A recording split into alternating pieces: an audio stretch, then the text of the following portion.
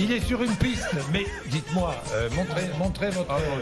Ouais, vous n'êtes pas terrible, hein, franchement. Bah, dites pas ça, est-ce que vous pliez les genoux, vous mettez bien en avant? Ah bah très fléchi et puis très fort sur le piqué de bâton. Il fait breakdance toi aussi. Non, mais... Bon, vous êtes équipé là. Ah bah là j'ai l'équipement du skieur du futur. Avec une armature mécanique, si j'ai bien compris, qui est accrochée où? À mes jambes. C'est ce qu'on appelle un exosquelette. Vous savez, je vous en ai souvent parlé, mais dans d'autres contextes. Là, c'est un exosquelette pour les skieurs. Alors, qu'est-ce que c'est qu'un exosquelette?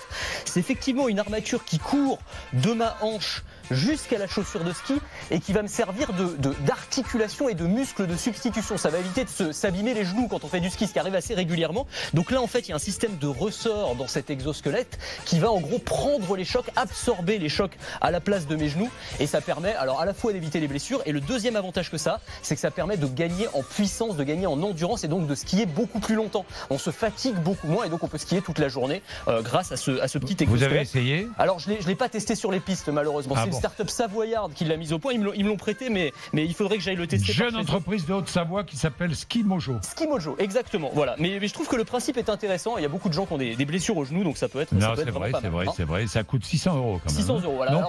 On peut louer le matériel. Voilà. Comme souvent, on peut le louer dans les stations de ski et c'est probablement préférable à Regardez, regardez les images sur MC Découverte, mais rassurez-nous, c'est pas vous là. Non, j'ai vu. Non, j'ai pas vu. Depuis, j'ai vu. Non. Pas, 10-15 ans, donc. Non, c'est pas vous. Non. Les casques de ski deviennent aussi de plus en plus technologiques. Absolument. Alors celui que je vous ai apporté, il a deux particularités. Le premier, c'est qu'il a une visière photochromique. Photochromique, ça veut dire quoi? Ça veut dire que l'opacité de la visière va varier en fonction de la luminosité, parce qu'on n'a pas envie, en gros, quand il fait très très beau au ski, on a envie d'avoir une visière qui est très opaque. En revanche, quand il y a un peu d'ombre, quand il y a du brouillard, on veut une visière beaucoup plus claire. Et bien là, en fait, l'adaptation va se faire en temps réel. Ça, c'est la première chose. La deuxième chose, c'est qu'à l'intérieur de ce casque, vous avez ce qu'on appelle un réflecteur réco. Ça, c'est ce qui permet d'être retrouvé plus facilement en cas d'avalanche. C'est un petit réflecteur qui va communiquer avec les détecteurs qu'ont les secouristes quand ils recherchent des skieurs perdus en cas d'avalanche. Et donc ça, c'est intégré directement à l'intérieur du casque. Vous avez d'autres casques qui ont carrément des fonctionnalités de réalité augmentée, où on va voir, il y a un GPS intégré, on va voir les pistes qui s'affichent directement dans notre champ de vision. Là, c'est une marque qui s'appelle Kern, marque lyonnaise. Donc voilà, c'est que des technos françaises que je vous présente aujourd'hui pour les skieurs. Voilà. Vous avez même trouvé un bonnet qui devient aussi solide qu'un casque en cas de chute. Oui, alors ça c'est pas mal, c'est un prototype, hein. C'est pas encore sorti, c'est des Australiens qui travaillent sur le sujet, mais je trouve que le principe est pas mal.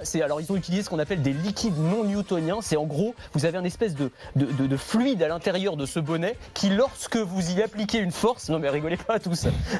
Pour ceux qui n'ont pas l'image, Anthony ressemble à un Daft Punk un peu pompette ce matin, avec son casque. On sait pas trop si je vais à Val d'Isère ou sur la planète Mars, mais enfin bon.